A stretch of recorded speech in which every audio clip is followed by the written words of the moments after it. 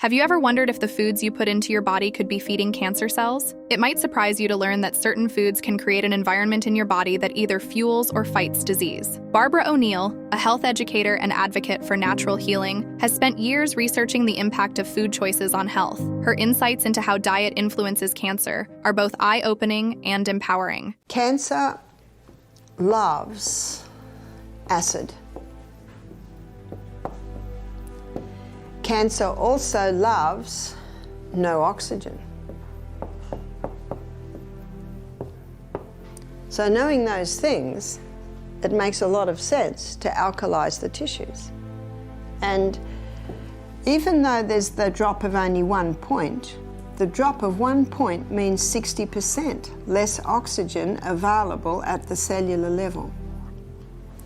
The other thing cancer loves is sugar. So these are the three common denominators I find. And so when people come to us wanting help to conquer cancer, you see what we do? We suggest a diet that's highly alkalizing.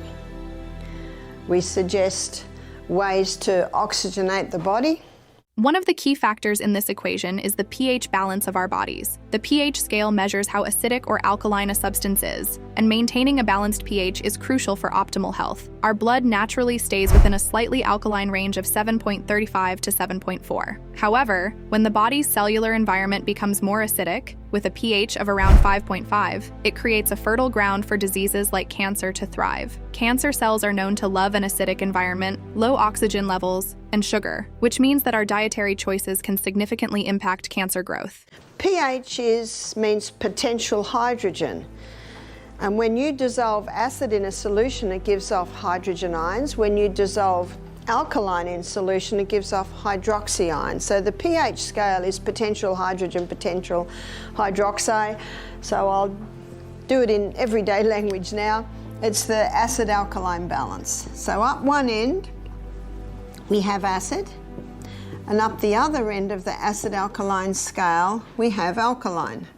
This is where acid-forming foods come into play. These foods are rich in minerals like phosphorus, sulfur, and chlorine, which can lead to increased acidity in the body. By consuming too many of these foods, we may inadvertently tip the scales towards a more acidic internal environment, potentially allowing cancer cells to flourish. Understanding which foods are acid-forming and reducing their intake can be a powerful step toward maintaining a healthier body. These acid-forming foods are high in the acid-forming minerals, which is phosphorus, sulfur, and chlorine.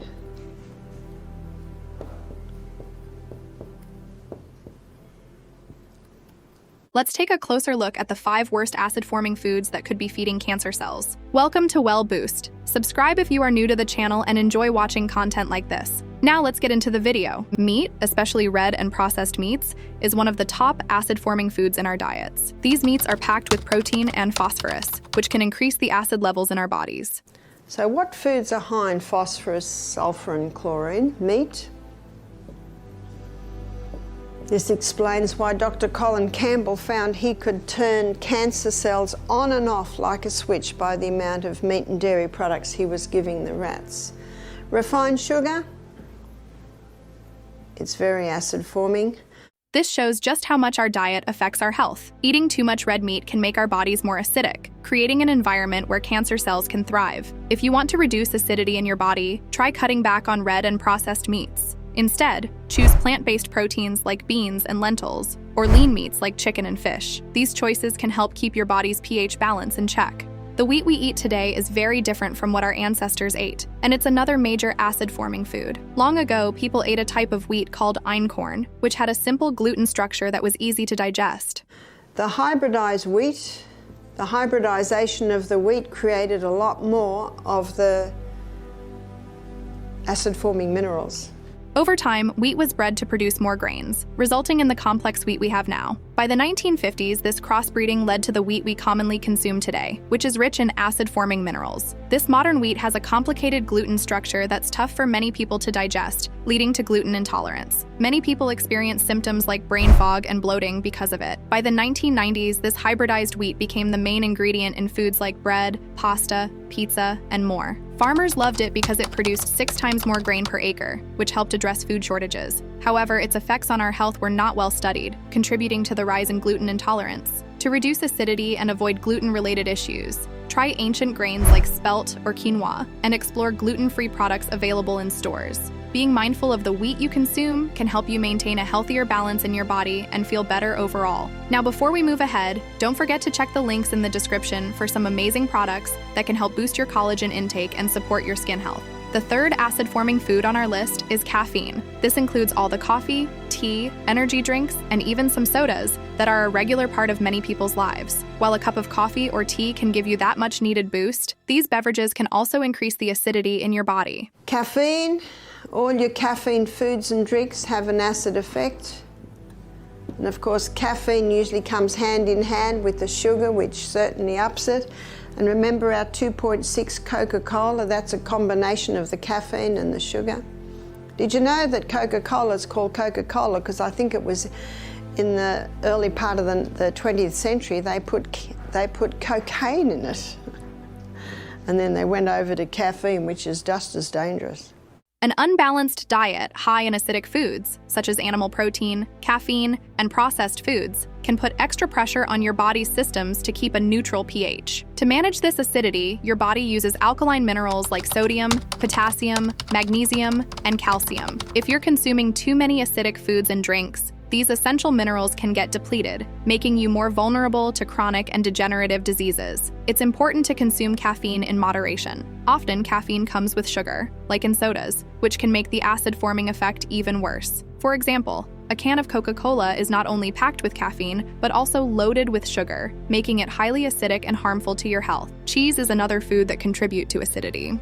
The blue veins in blue cheese, for instance, are actually mold. Most cheeses, especially aged ones, are considered acidic. Fresh cheeses like cottage cheese and ricotta have a pH of about 7, but many others are acid-forming. Aged cheese. What's the blue in the blue vein cheese? The blue in the blue vein cheese is mold. So the only cheeses that don't sit under that category, the cheeses that have probably a pH of 7 would be your fresh. So that's your cottage, your ricotta. I'm not saying that they are okay because usually they come from cows who have not been fed right or have chemicals in them. But on the pH scale, they're not as acid. Cheeses are typically acid-forming because they are high in protein and phosphorus. When digested, these foods produce acids that the body needs to neutralize or eliminate, increasing the acid load on your kidneys. Different dairy products have varying acid-forming potential. Milk is slightly acid-forming, cheese can range from moderately to strongly acid-forming depending on the type, and yogurt is slightly acid-forming. It's important to balance these with alkaline foods in your diet. Although not a food, alcohol creates an acidic environment in the body. When alcohol is broken down, it produces a substance called acetaldehyde, which is a neurotoxin, a substance that can harm your brain. Alcohol is not a food, but it creates an acid environment in the body. Tobacco is not a food, but it also creates an acid environment in the body. It's important to maintain a balance of about 20% acid-forming foods and 70–80% alkaline-forming foods in your diet. This means you don't have to cut out acid-forming foods entirely, but instead focus on moderation and balance. The acid-forming foods you do consume should ideally come from healthier sources like greens, legumes, and nuts, which offer additional nutritional benefits. So, do you know about any superfoods that help to achieve anti-aging? Share your tips in the comments below. Don't forget to like and subscribe to our channel, and make sure to watch my next video for more health and fitness-related content, packed with tips and tricks to help you look and feel your best. But wait, before you go, get ready for our next exciting video. These 5 anti-aging foods will unclog your arteries in 2 weeks. Discover the power of these miraculous foods that can help rejuvenate your arteries and boost your health. Stay tuned to learn about the surprising benefits and how incorporating these into your diet can transform your well-being from the inside out. Don't miss it. Thanks for watching.